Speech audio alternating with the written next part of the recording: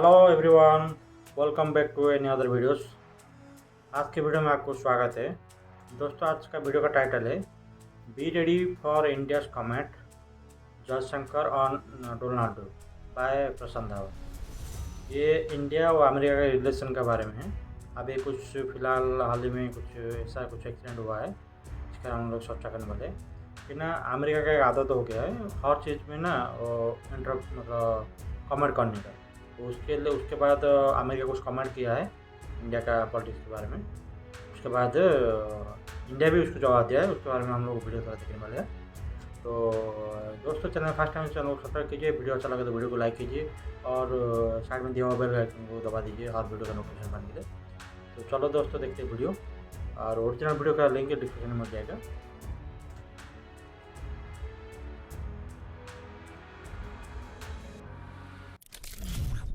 Study IQ Prashant Dhawan.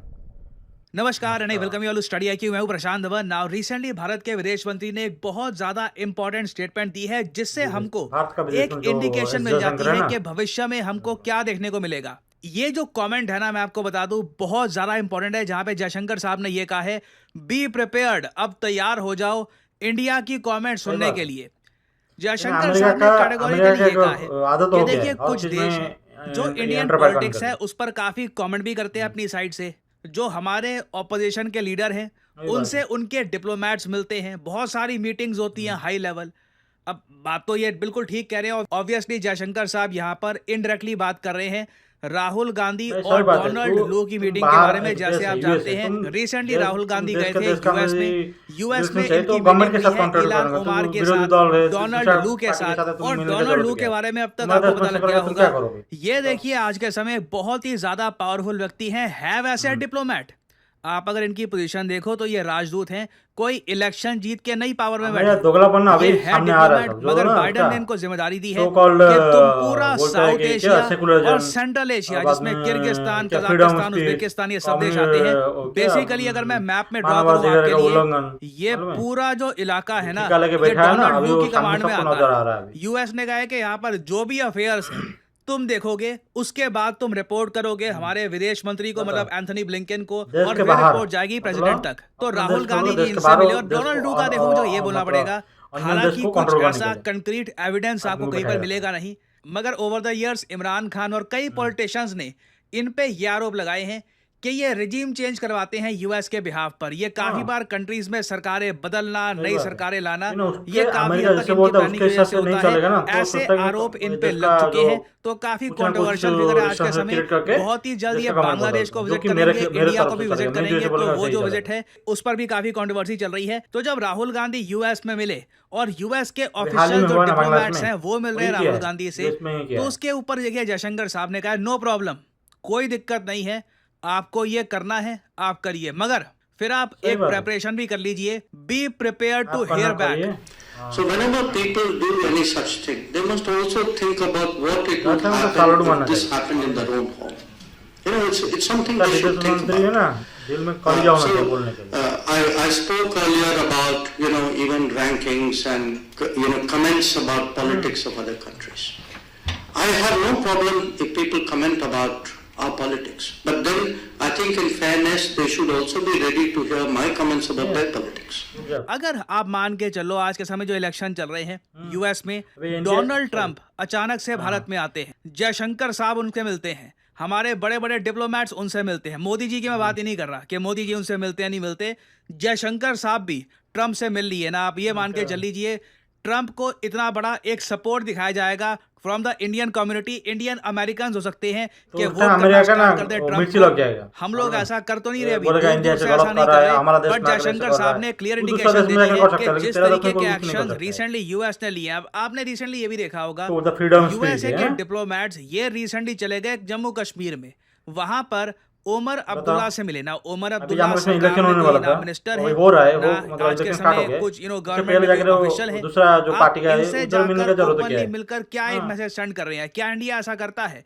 क्या हमने देखा है कि इंडिया के डिप्लोमेट्स रिसेंटली ट्रंप से या फिर जेडी वैंस से या इवन विवेक रामास्वामी जो इंडियन ओरिजिन के हैं उनसे भी जाकर मिल रहे हो। हमारी का वो प्रैक्टिसेस ही नहीं है। हम सीधा बात करते हैं एक कंट्री की चुनी हुई गवर्नमेंट से, चाहे वो गवर्नमेंट ट्रम्प लीड करे या फिर कमला हैरिस। पर यहाँ पे आप ये पूछोगे अब अचानक से लंबे समय के बाद इंडिया ये स्टांस चेंज क्यों कर रहा है? इंडिया ओपनली अब ये क्यों कह रहा है कि अब देखिए be ready to hear my comments about your issues. इसके पीछे एक बहुत ही बड़ा रीजन है चाइना। देखिए कई बातें यूएस की इंडिया को बर्दाश्त इसलिए करनी होती थी क्योंकि चाइना ने हमारी बॉर्डर पे बहुत ज्यादा प्रेशर बना रखा था।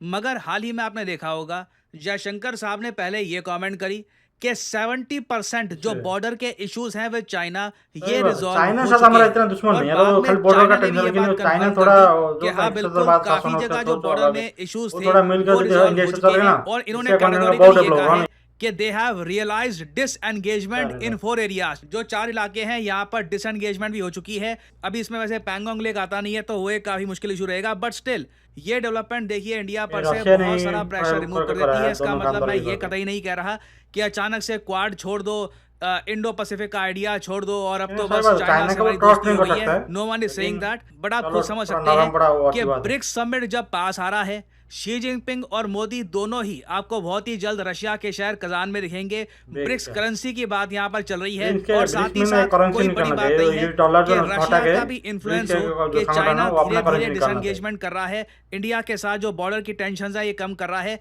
ये सब डेवलपमेंट देखिए इंडिया को थोड़ा सा पॉलिटिकल रूम देती है कि हमारे विदेश मंत्री कह पाए ये बहुत ज्यादा हो गया है। कोई भी कंट्री किसी और कंट्री के इंटरनल इश्यूज पर इतने इंटरवेंशन नहीं करता। यूएस डिप्लोमेट्स का क्या काम है कि वो जम्मू कश्मीर में जा रहे हैं?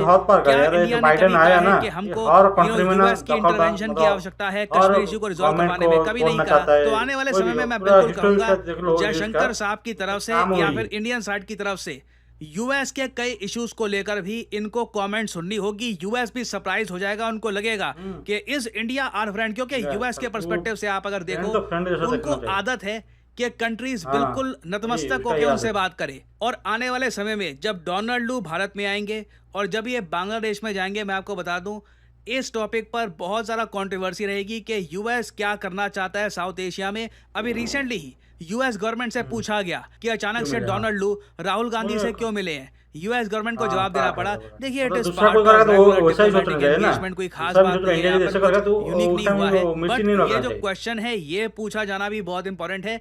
एटलीस्ट यूएस पे कुछ अकाउंटेबिलिटी तो आएगी। और अभी वैसे मुझको देखना ये है कि लास्ट टाइम जब मोदी जी गए थे रशिया में तो कहीं ना कहीं आप कह सकते हैं यूएस का प्रेशर था यूक्रेन के इशू को लेकर, मोदी जी को कई कमेंट्स वहां पर करनी पड़ी। इस बार किस तरीके से इंडियन पीएम की कमेंट्स होंगी? क्या ब्रिक्स कंट्रीज का जो एक डिक्लेरेशन सामने आएगा इंडिया उस पर साइन करेगा या नहीं करेगा? This will be very interesting to see. आने वाले कुछ हफ्ते मैं आपको बता दूं एक नई दिशा देंगे इंडियन फॉरेन पॉलिसी को। तो ये वाला पर्टिकुलर टॉपिक बहुत ही ज्यादा न्यूज में रहने वाला है। कुछ मेजर जो ये अपोजिशन पार्टी है ना राहुल गांधी सबसे मतलब मुझे इसको पसंद ही नहीं कसम से। जो प्रियंका गांधी जो है उसका लीडरशिप अच्छा है, उसका इंदिरा गांधी जैसा ना उसका लीडरशिप अच्छा है। प्रियंका गांधी का तो जेन्युइन है, जेन्युइन लीडर।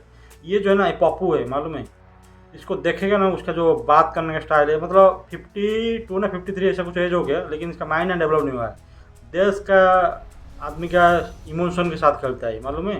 देश के बाहर जाकर धर्म का ऊपर डिबेट करेगा, हिंदू धर्म में ऐसा है मतलब देश में ऐसे हो रहा है ऐसा। तो भाई इंदिरा गांधी था जब जेल में था, वो बाहर आया बाद में, जब लंदन यूके में गया था, उसको एक मीडिया मतलब इंटरव्यू में पूछा कि क्या हुआ क्या नहीं है, मतलब आपके साथ जो जेल में था, तो बोला कि मैं देश से बड़ा नहीं हूँ, मैं देश में जो मेरे साथ मैं बाहर वो डिस्कशन नहीं करना चाहता हूँ। मेरा देश सबसे बड़ा है, मालूम है।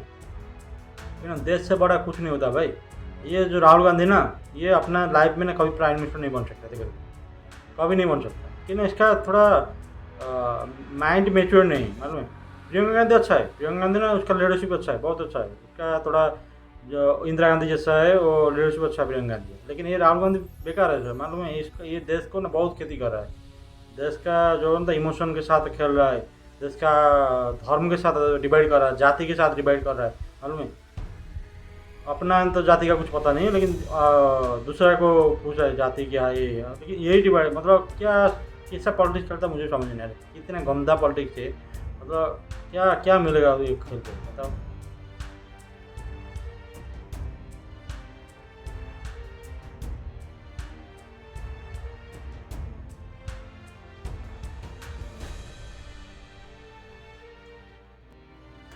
तो दोस्तों वीडियो कैसा लगा, वीडियो को लाइक कीजिए, कमेंट कीजिए और ज़्यादा शेयर कीजिए वीडियो को।